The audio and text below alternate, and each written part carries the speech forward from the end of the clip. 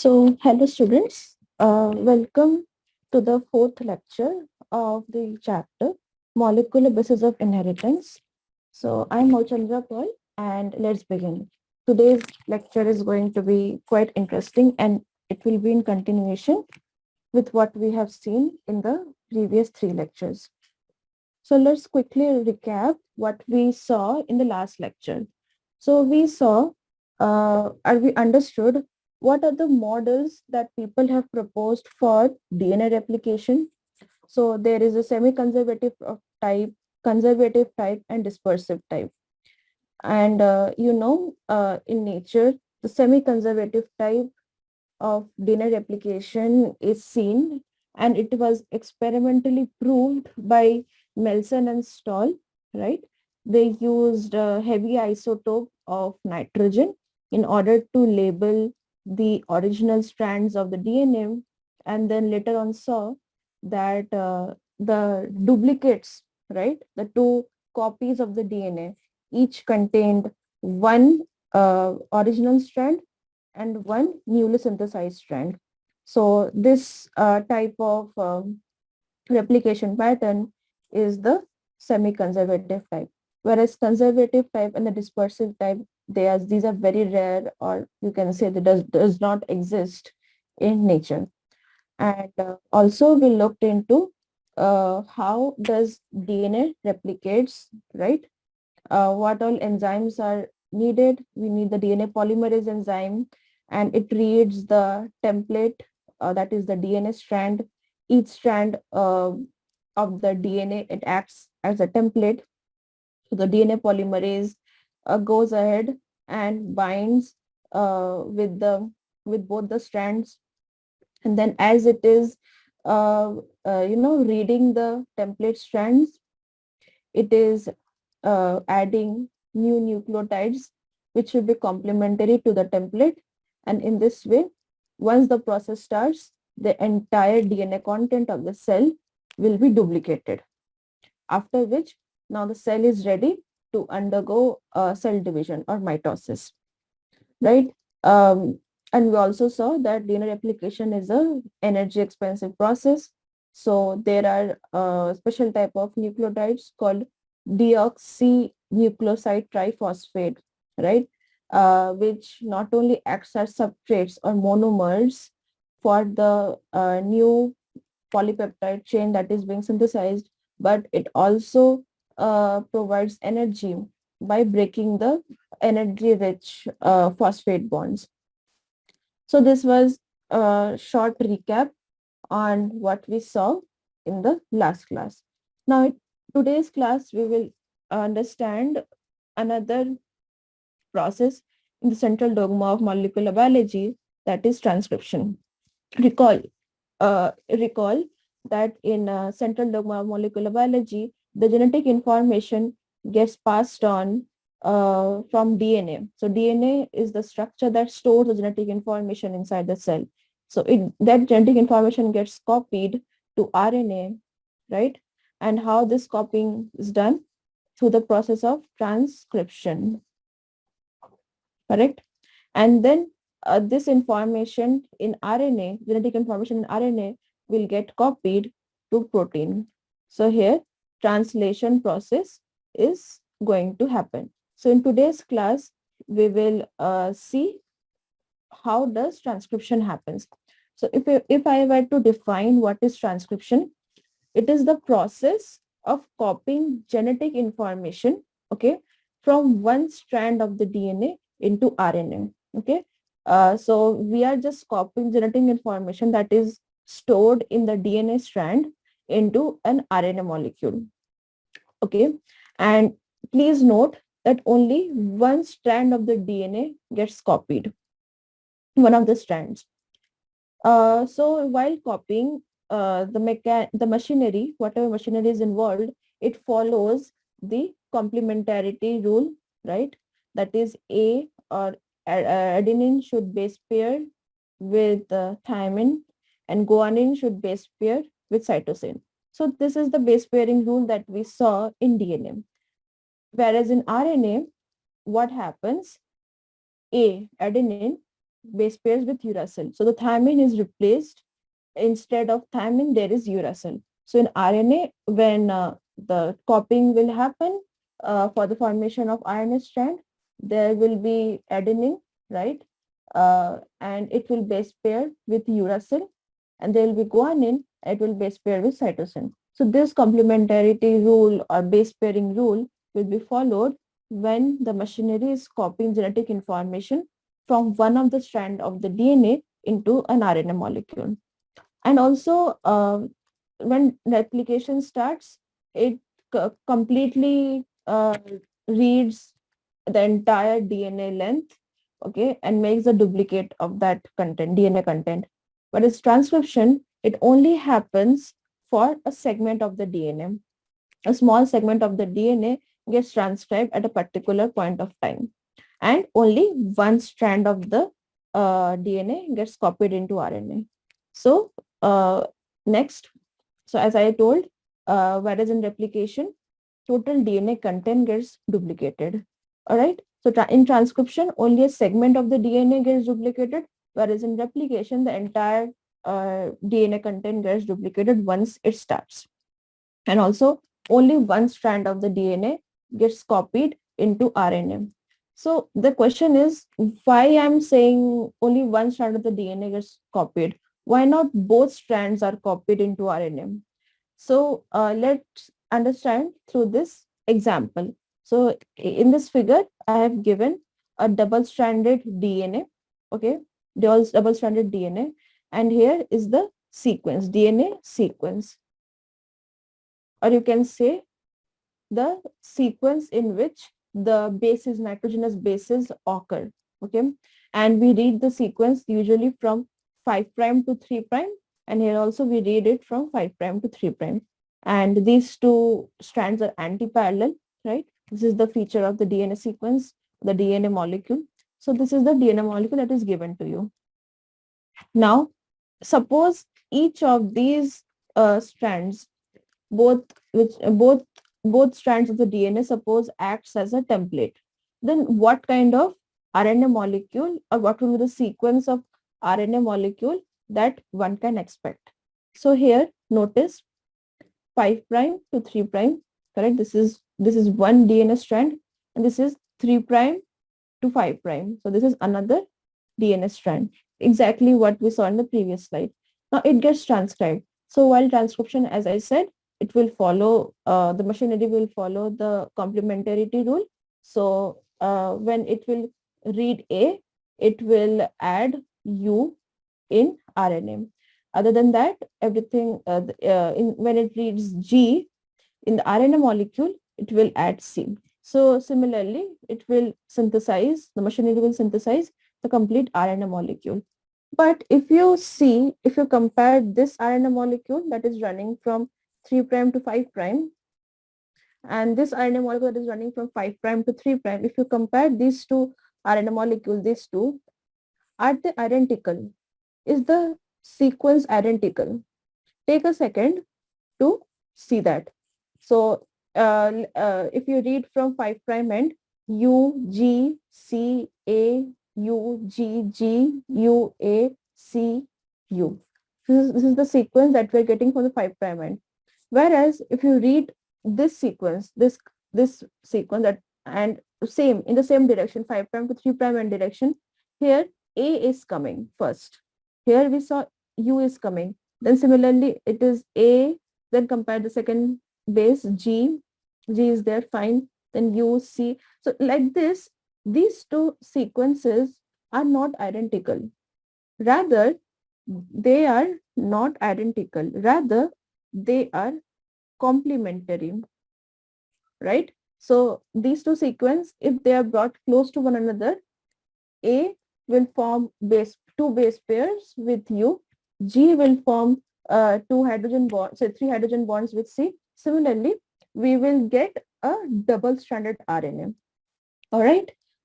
So is that the required structure of the RNA for the subsequent step, that is translation? Is it what we need? So answer is no. Okay. We do not need a double-stranded RNA. So from the previous discussion, we can note the following points. First is the two RNA strands would code for two different proteins. So here, if the machinery for translation now comes and reads these two RNA molecules one by one, the proteins, sorry, the amino acids that gets added, and ultimately whatever the polypeptide chain gets formed, those two polypeptide chains, they won't be identical. Okay, they would be two completely different protein molecules. So that actually is opposite to what we want. We want whatever DNA sequence or whatever segment of the DNA that is being read, it should code for only one RNA molecule. Okay, and this RNA molecule should code for only one protein. In this way, uh, the cell understands the origin of that protein and understands what will be the function of that particular protein. Subsequently, this protein will only go and do its job, do its intended job. So it can be an enzyme, it can be a receptor, okay, it can be an hormone, it can be signaling molecule. So that sequence of the protein matters, it really matters. And from which sequence of the gene or the genome or the DNA that protein is coming from, that also matters. So we do not want it, we do not want to complicate the things that one DNA segment is coding for two different protein. That is not the cell wants. So this kind of situation where two types of RNA molecules gets formed and then two types of protein molecules get formed, that is not desired in the cell. So that is why only one of the segment of the or one of the strands of the DNA molecule gets transcribed, not both.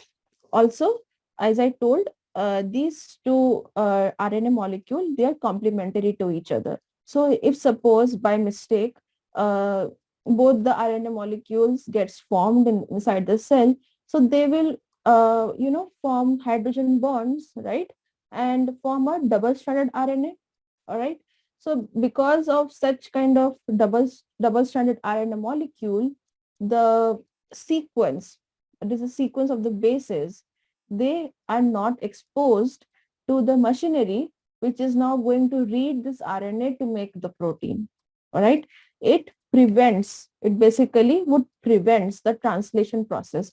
So if the RNA is not going to go into translation process, okay, and then ultimately make the protein, then what's the point of, you know, uh, transcribing it, the entire transcription exercise, whatever time, energy at all that the cell has given to that particular process, it has gone to waste.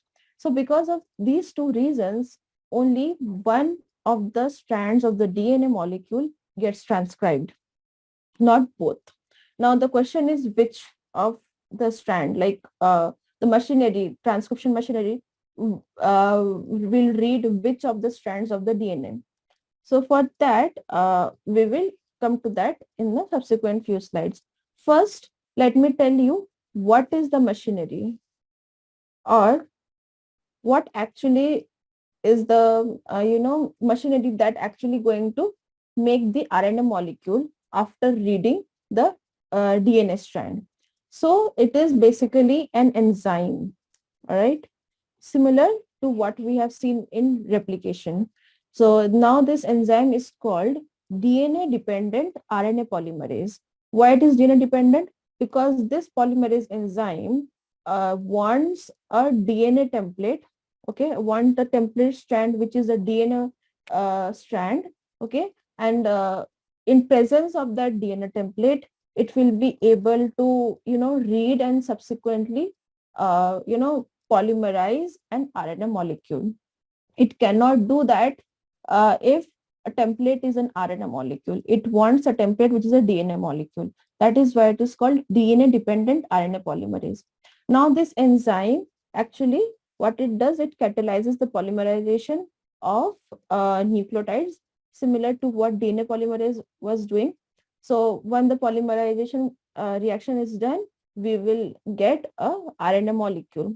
Now this RNA molecule is formed in such a way that it is complementary to one of the DNA strand. So the RNA polymerase reads one by one nucleotide at a time. So it reads the first base, say A. Okay. Then it will see, acha, A is there. Okay. Now we have to add U, which is going to be complementary to A, right? So the U gets added into the RNA molecule. Then it moves forward. Now after A, there is, say, G is there, okay? So the RNA polymerase now is going to add C, okay? And, make a dinucleotide. So similarly, it will move forward one by one nucleotide at a time.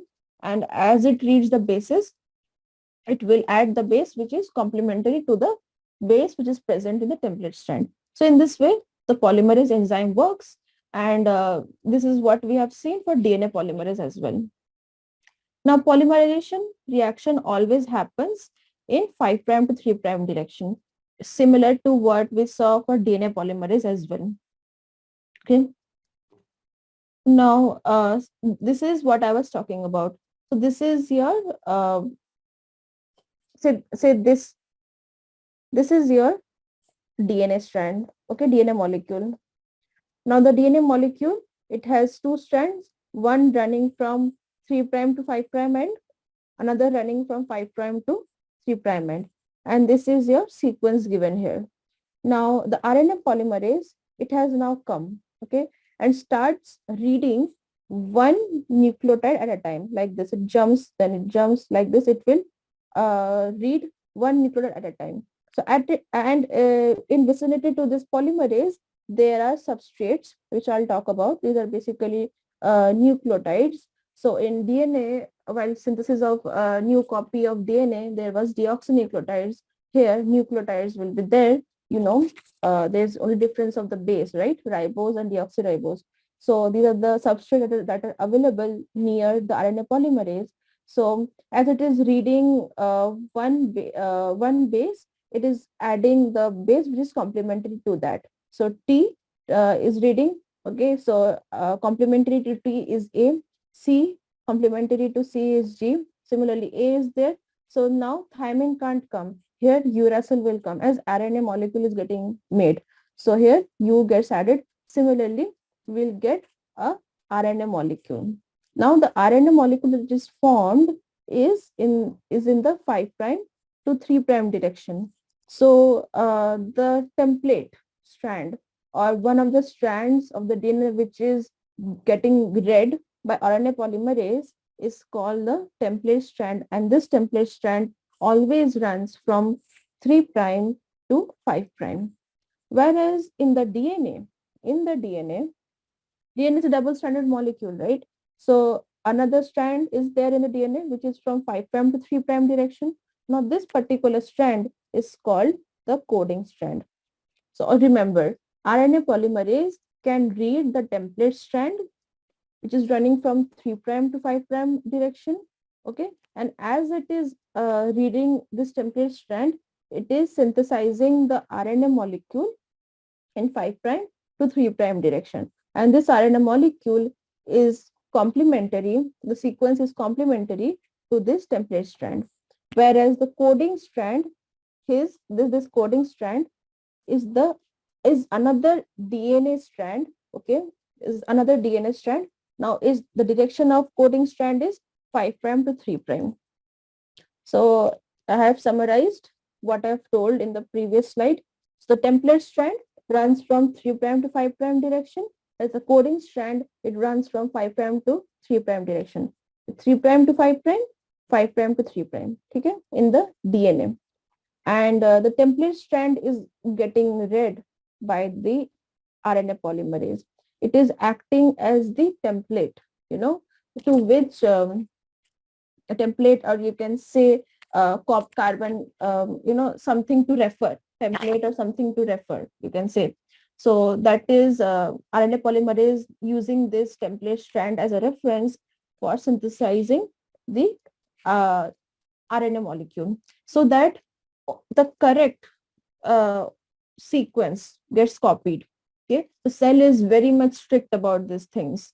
It doesn't want any incorrect or incorrectly synthesized RNA molecule. So it makes sure that RNA polymerase knows which DNA strand to bind to, okay, and how to synthesize it.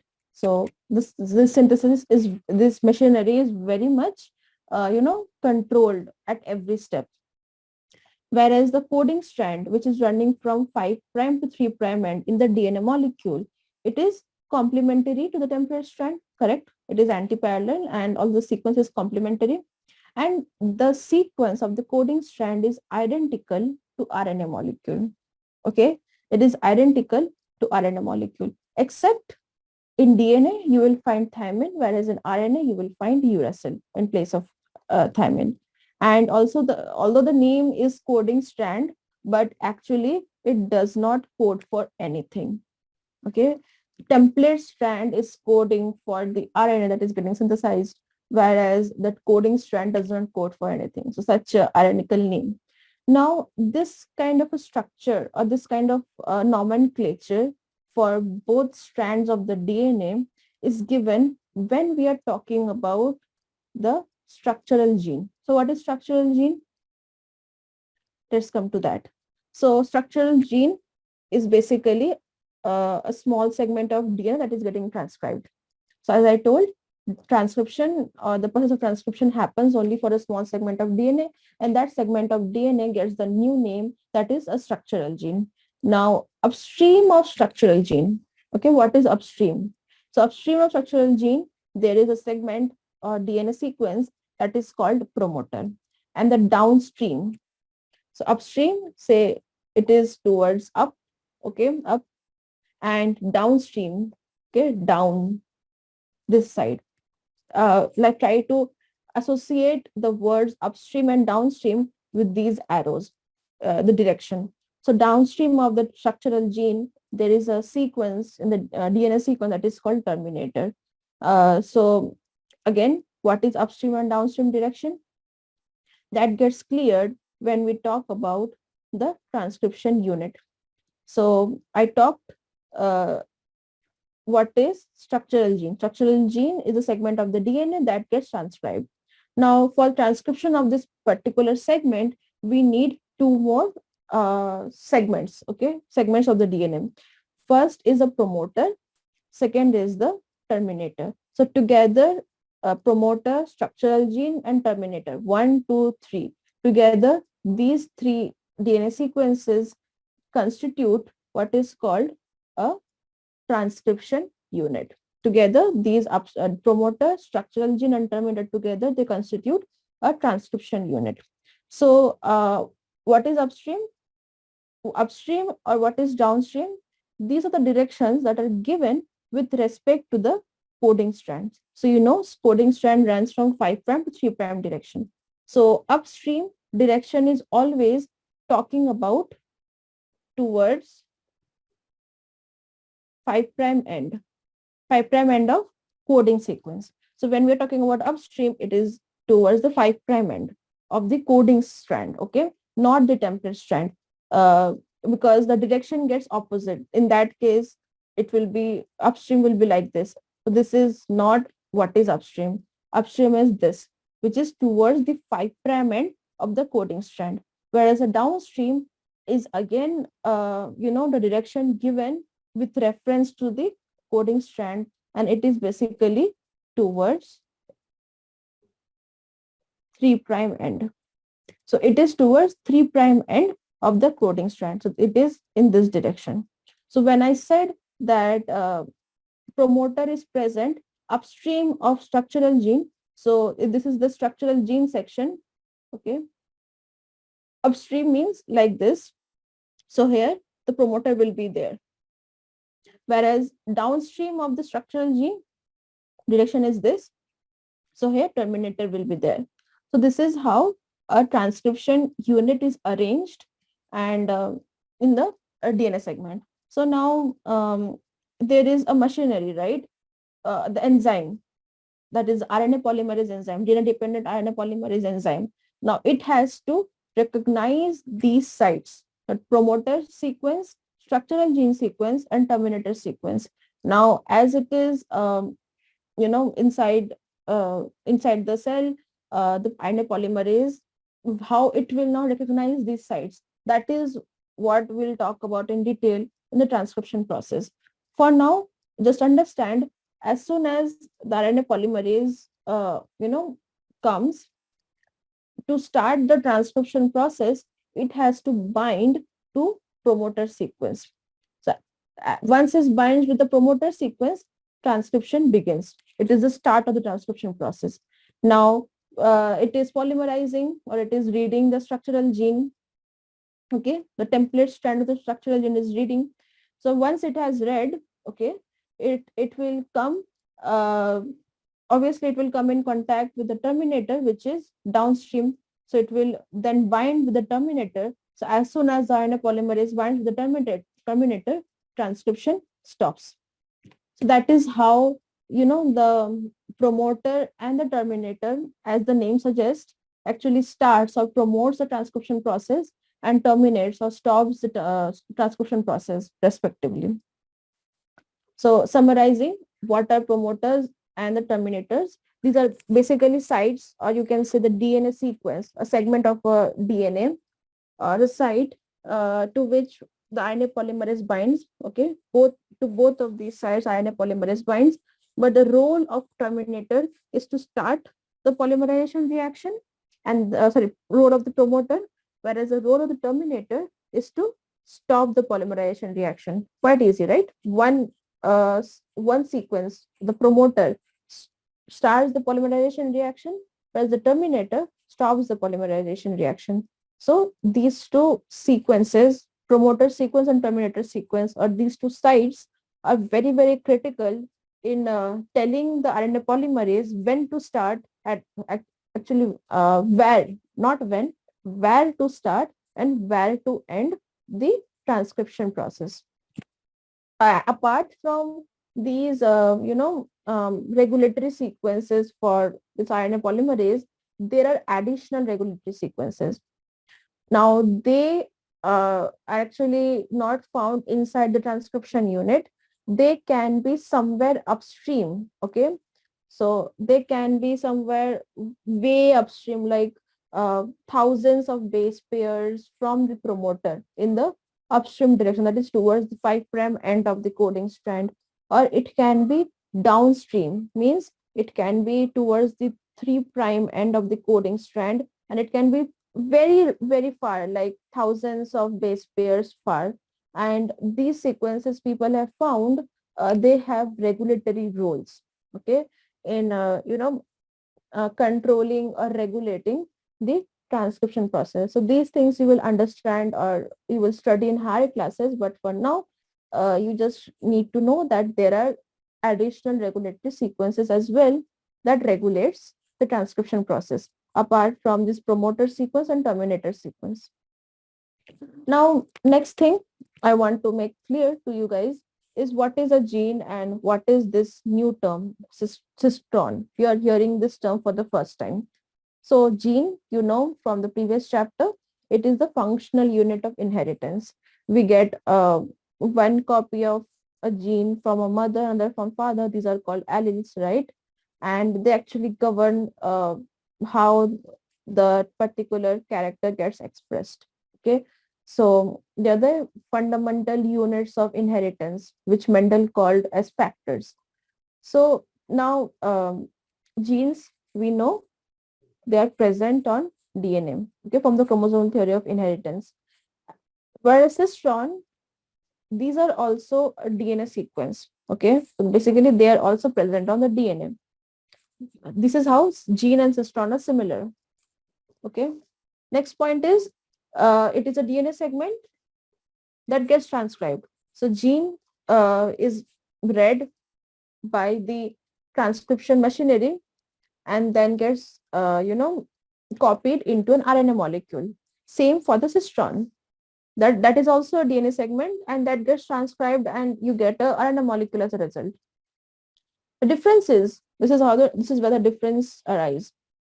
Gene we call a DNA segment, we call a particular DNA segment gene if it codes for any kind of RNA. So there are different types of RNAs found in the cell. So it can code for any kind of RNA, and as well as it can code for any types of proteins. So it's like a universal term given to particular DNA segment, which gets transcribed or translated. So the only difference between gene or the cistron is that gene, the term gene, is given to any DNA segment that gets transcribed into any type of RNA. So there are different types of RNAs, or it transcribed into, RNA that's ultimately codes for proteins. So it is a universal term that people have given. Whereas in order to, differentiate those DNA segments that codes for only proteins, not RNAs, any type of RNA like tRNA or rRNA, not RNAs. Okay. So those DNA segments are given the term cistron. So one can generalize and give a generalized statement is all cistrons, they are genes, whereas all genes are not cistrons. Now you would ask that according to central dogma of molecular biology, genetic information has to get copied from DNA into an RNA molecule, right? And then RNA molecule gets translated to protein. So cistron is not getting copied into RNAs, then how it will going to, then ultimately make protein.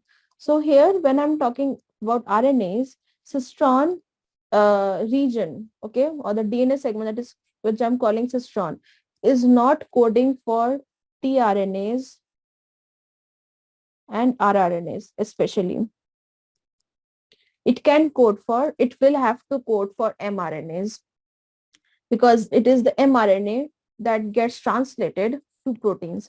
So things will become more clear as we talk deeply about transcription process as well as the translation process. So you must keep in mind that cistron segment does not code for other types of RNAs like tRNAs and rRNAs. Okay, so that is a discussion on what is gene or what is cistron. All right. Now, in eukaryotes, that is like us who have, membrane-bound organelles. So in eukaryotes, the structural gene, okay, which we saw in the transcription unit, is monocistronic. So what is monocistronic? Monocistronic means within the structural gene, the sequence, the DNA segment, the DNA sequence, when it gets transcribed into mRNA, that mRNA gets translated to form only one polypeptide chain, right? So this is the feature of the structural gene in eukaryotes. Whereas in prokaryotes, where the membrane bound organelles are not present. For example, in bacteria, the structural gene is polycistronic. Now, what that means? It means within the transcription unit, the structural gene has DNA, multiple, has DNA segments. Okay, it has a DNA segment, and now this DNA sequence, when gets transcribed, it forms more than one types of mRNA. So if this has to be 3 prime to 5 prime, as this is the template strand. So say this is 1, 2, 3. So these are 3 cistrons. 1, 2, 3. So these are 3 cistrons. This is in DNA. Now when it gets transcribed, it will form an mRNA in 5 prime to 3 prime direction. Okay. So the mRNA will be of 3 mRNAs will be formed, corresponding to, this is for one cistron, and another mRNA for cistron 2,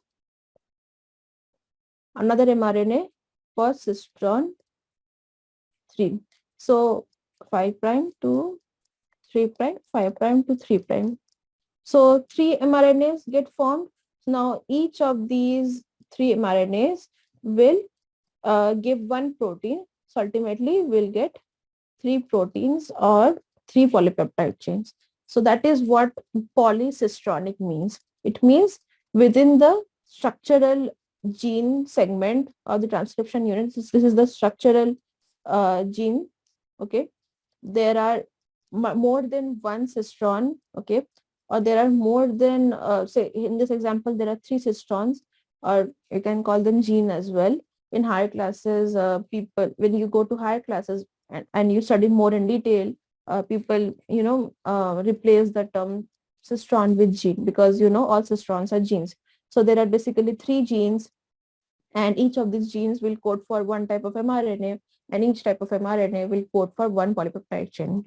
This is what polycistronic means, and it is found in bacteria. Whereas in eukaryotes, the structural gene is monocistronic. Now, in eukaryotes, another complexity is there, okay, which is only found in eukaryotes, not in prokaryotes, is that the monocistronic structural gene, okay, it is split, okay, it is split, or it has interrupted sequences. So how it is split?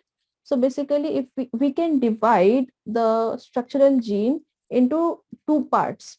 One part containing certain DNA segments which are called exons, another part of the DNA segments which we can call introns. So structural gene can be split into 2 types of segments. One is called exons, one is called introns. So say this is the structural gene, the image of the structural gene, and there are, say, exon regions, exon 1, 2, 3, okay, which I have colored with yellow. Whereas in between exons, there are sequences called introns. So basically one can say that exon sequences, they are interrupted by introns, because introns are usually found in between two adjacent exons. So when this particular structural gene, okay, this is the DNA, right? So when it gets transcribed, it it forms actually a pre-mRNA, okay, a precursor mRNA, which I'll talk about later as well. So it forms a precursor mRNA, and this precursor mRNA undergoes a processing step, which again I'll talk about later. So during this processing step, what happens? The exons, sorry, what happens? The introns, they are removed, okay, and exons, they are they remain, okay, they remain. So ultimately, after processing, we get a mature RNA, a mature mRNA, in which the exons, they appear in a definite order, okay, whereas in mature mRNA, the introns are removed. The introns are basically not required, so they are deleted. The introns are deleted, whereas the exons, they are kept intact inside the mature RNA. So this thing I'll talk about introns and exons later in the subsequent slides. So for now, you should remember is that after the processing of the pre-RNA, the exons are kept, whereas the introns are removed, okay, and the structural gene, that is the DNA segment which is getting transcribed into RNA, these structural genes initially both it has both exons and introns, and this kind of thing only happens in eukaryotes. In prokaryotes, things are easier. Also, we talked about regulatory sequences, right, which appear either upstream or downstream of the promoter. Now, these regulatory sequences are also termed as regulatory genes, but the name is again contradictory to what it does. So these regulatory genes or the regulatory sequences, they do not code for any RNA or protein. We know a gene usually codes for RNA or protein, but these regulatory genes or regulatory sequences, they do not code for any RNA or protein, they are usually non-coding sequences. Okay, they are usually non-coding sequences, and their only job is to regulate in some way the transcription process. Now, we'll now move into the transcription process, how the transcription happens. We'll first talk about how it happens in prokaryotes like bacteria. So, inside the bacterial cell, there are three types of RNAs found. First is mRNA, or messenger RNA. Another is tRNA or transfer RNA. Third is rRNA, which is ribosomal RNA. And all these three types of RNAs are needed for protein synthesis or translation. By the way, all these three types of RNAs are also found in eukaryotic cells as well. Okay, it is not just limited to bacterial cells.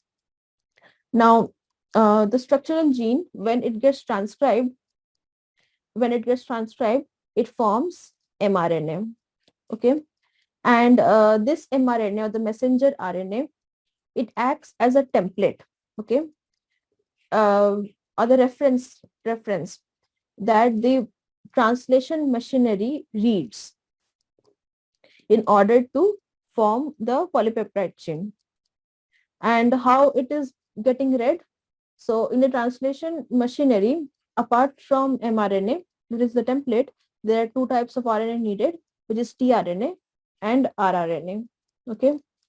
Now the tRNA will actually read the sequence, one sequence, I mean, means few bases at a time. The tRNA will read the mRNA sequence few bases at a time, and as it is reading the sequence, it will bring the amino acid which matches with that particular sequence of mRNA. So it basically does two jobs. It reads the mRNA as well as it brings the amino acids. Whereas rRNA, it has dual role. First, it gives the uh, structural, or the a secure place where the tRNA can easily read the mRNA. That means it has structural role, as well as it catalyzes. Okay, it catalyzes the polymerization process for the formation of the polypeptide chain. So that is the roles of each of the types of RNA. And each of these types of RNA will again go back when we'll talk about translation process. Nice. So now move back to transcription process in bacteria. Now in bacteria, unique thing is only one RNA polymerase is present. Okay, whereas in eukaryotes it is not the same. I'll talk about it later.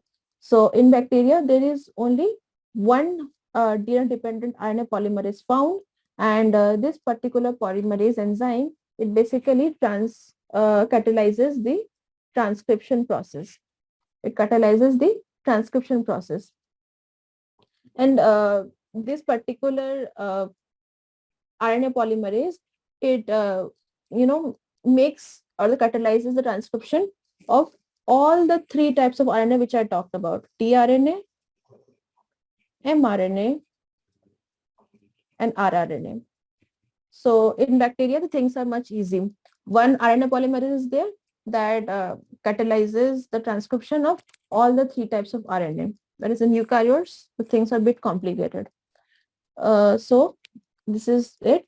And now let's move into the steps. What are the steps which people have discovered in the transcription process? Now, the other steps which are seen in bacteria, but a few slight modification people have seen, but the sequence is same. There is initiation, elongation, and termination. This particular sequence of transcription is seen in eukaryotes as well, but in each particular step, there is minor complications that people have seen only in eukaryotes, not in prokaryotes like bacteria. So for you guys, we will discuss first the easy version of the transcription that happens in bacteria. Now the first step, what is initiation or what happens in initiation? So in this particular diagram, here is the structural gene, that is a DNA segment, all right? And first, the RNA polymerase, it binds with a particular kind of initiation factor. And this initiation factor is called sigma factor. Okay. The sigma factor, it transiently associates or binds with the RNA polymerase. Now, because of binding of sigma factor with RNA polymerase, it actually causes, it actually change the structure of the RNA polymerase in such a way that it can now bind with the promoter sequence. Okay, now it can easily bind with the promoter sequence, which is towards the 5' end of the coding strand.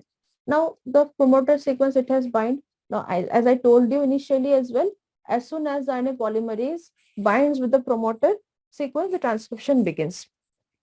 So here the RNA polymerase has arrived. Okay, the RNA polymerase has arrived, to which the sigma factor or the initiation factor is bound, and it has now asking the RNA polymerase go and bind with the promoter sequence. So the initiation step is now complete. This is the initiation step. Okay. Now the next step is elongation. Okay.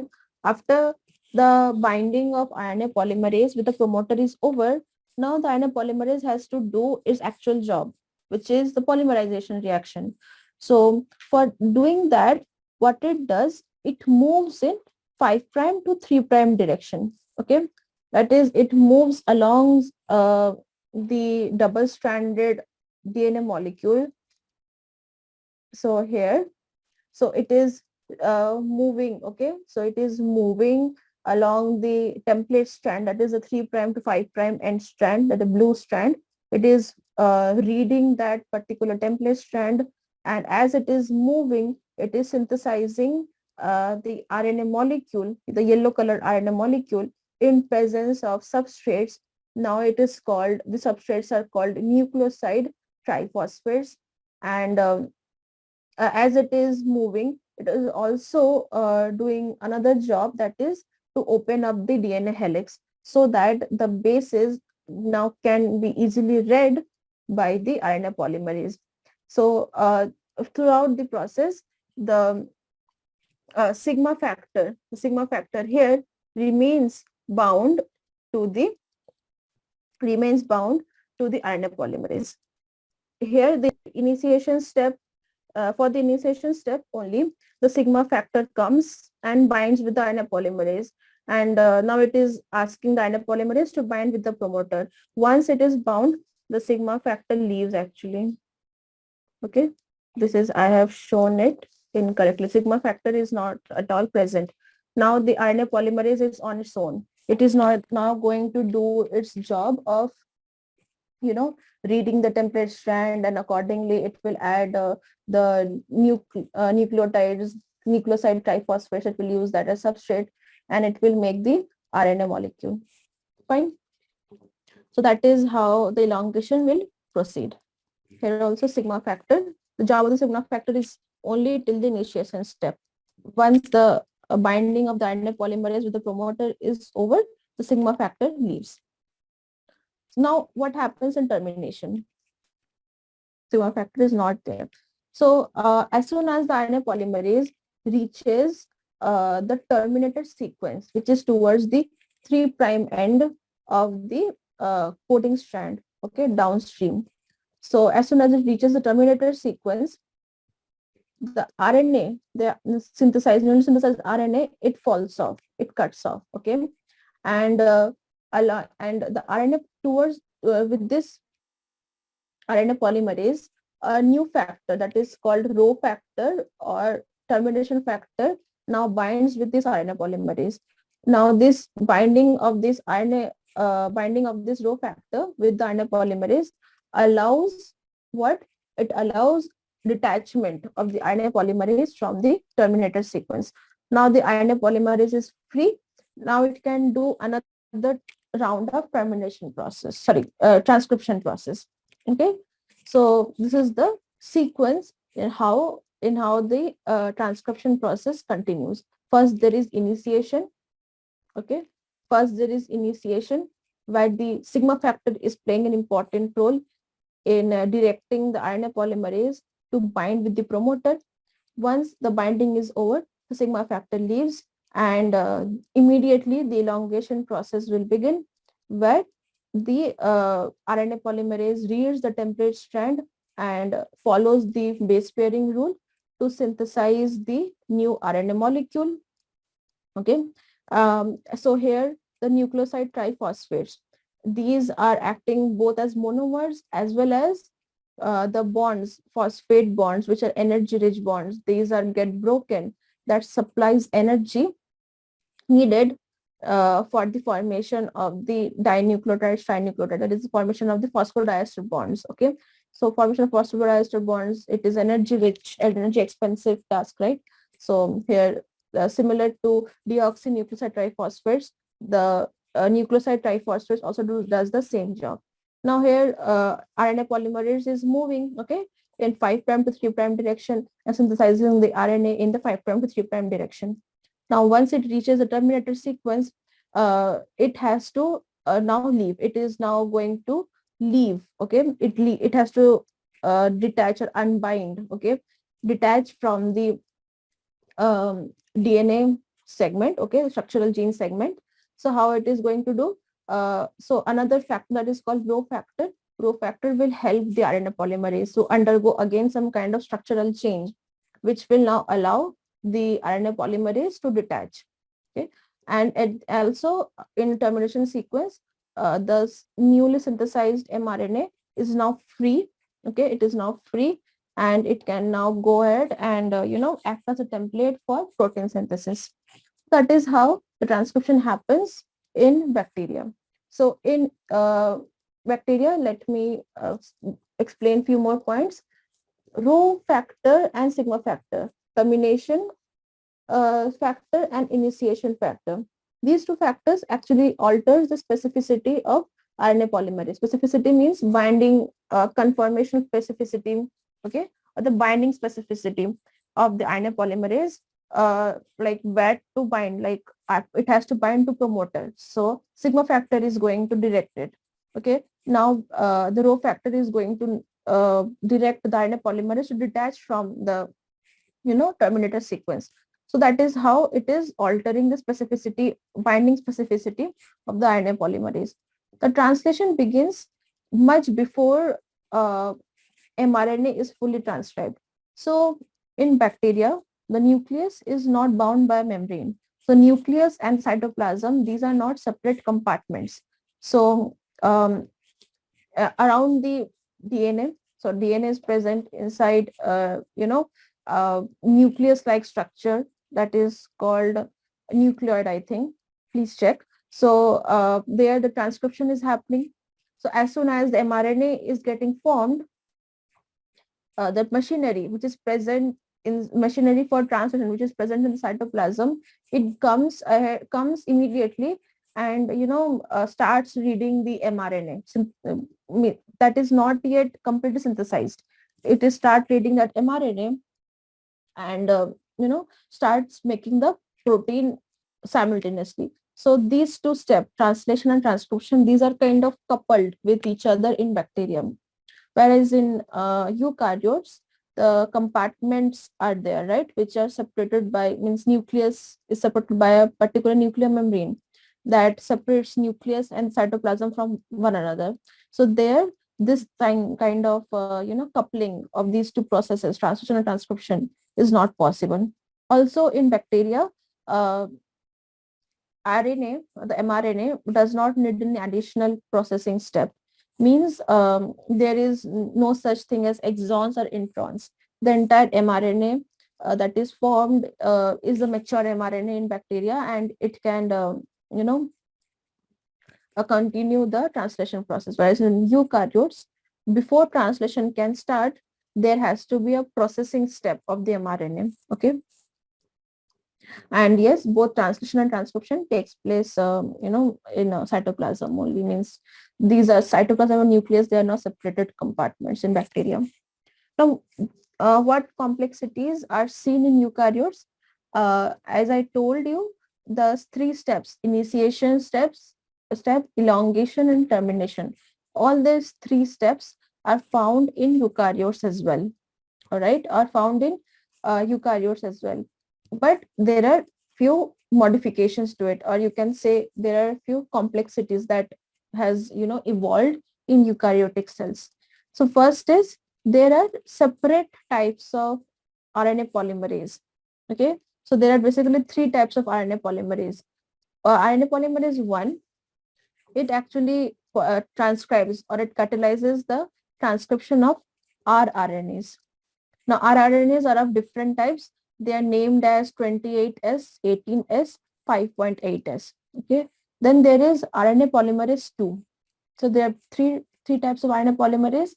They are named as RNA polymerase 1, 2, and 3. So this RNA polymerase 2, it actually catalyzes the transcription of precursor of mRNA or precursor mRNA or pre-mRNA, or it is also called heterogeneous nuclear RNA, or in short, HN RNA.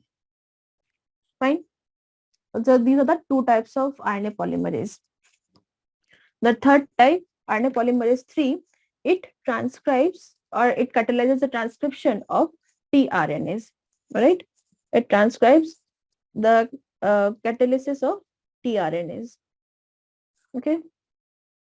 As well as it transcribes the catalyzes the transcription of 5S type of rRNA, and another type of RNA is called small nuclear RNA. So you don't have to worry about the roles of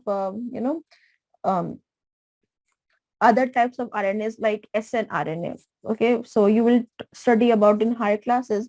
For now, you should just know what are tRNAs, rRNAs, and mRNAs. So as I told, in eukaryotes, the three types of RNA polymerase are there, 1, 2, and 3.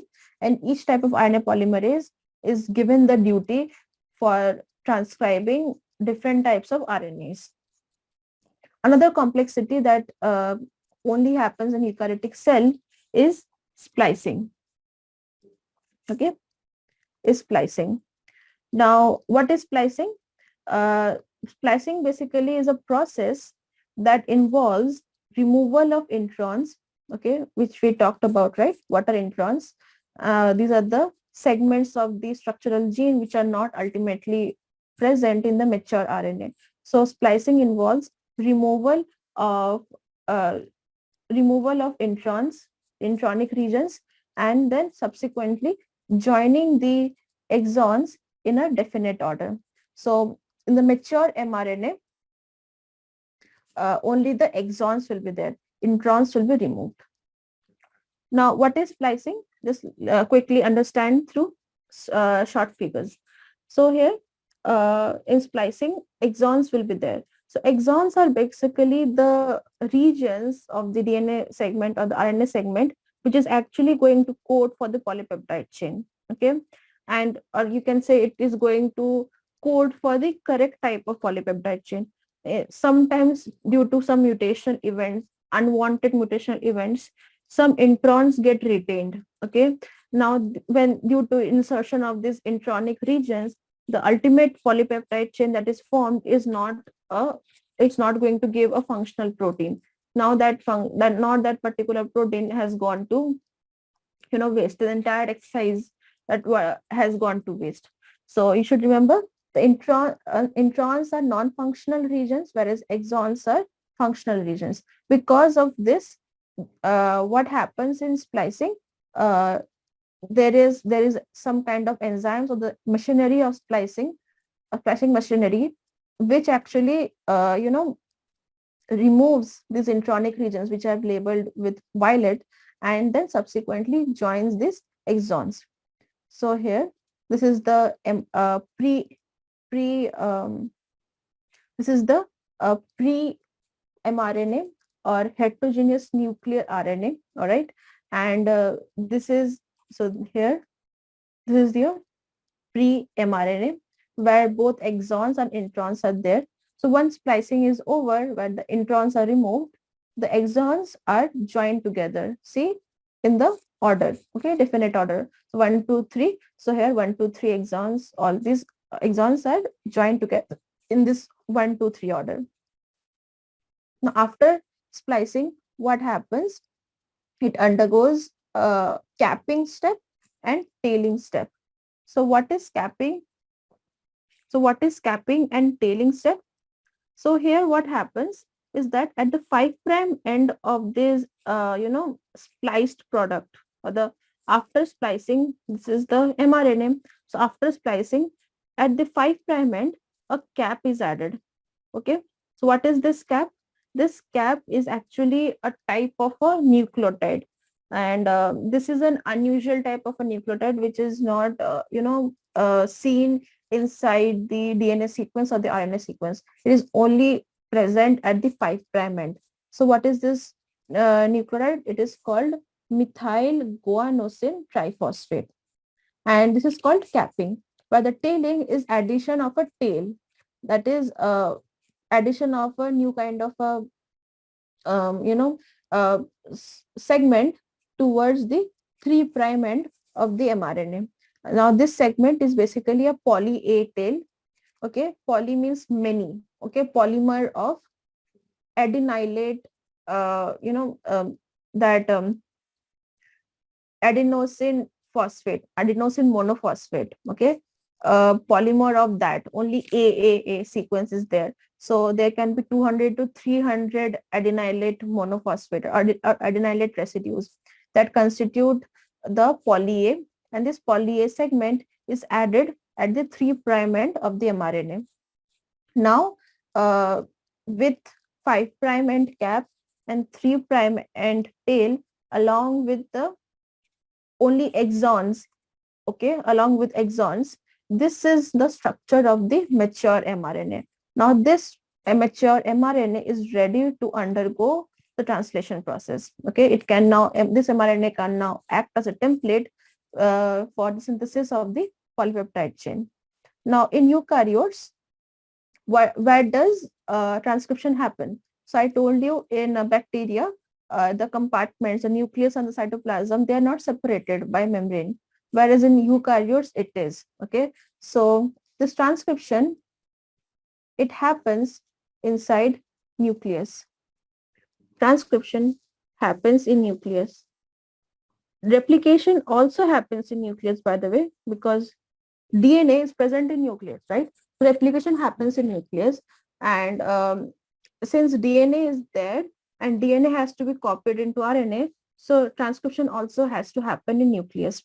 So if this is the cell, okay, and this is the nucleus, after say mRNA is formed here, this is the mRNA, the splicing and the capping and the tailing all takes place in nucleus. Now this mature mRNA, it comes out of a nucleus. This is your cytoplasm. Okay, it now comes out in the cytoplasm.